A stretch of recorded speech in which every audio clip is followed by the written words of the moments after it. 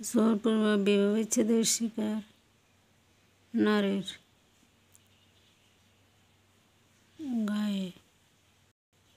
গায়ের চামড়া সারাদিন চলতে থাকে। আপনি এক বা একাধিক জোরপূর্বক বিবাহ বিচ্ছেদের শিকার নারীর সাথে কথা বলেন দিনের পর দিন, মাসের পর মাস, বছরের পর বছর। তাদের সাথে কথা বলেন, মিশেন। তাদের চালচলন,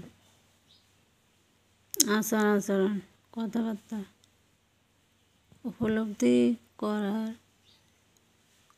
চেষ্টা করেন। তাদের উপর আপনি সার্ভে করেন। একই বিছানায় তাদের সাথে বসবাস করেন। তাহলে আপনার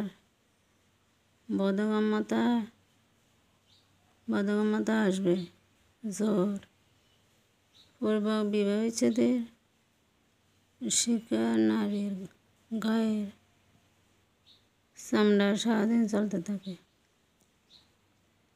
জোরপূর্বক বিবাহ বিচ্ছেদের শিকার নারী খাইতে পারে না।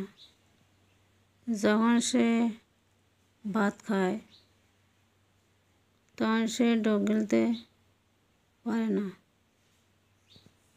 সে তো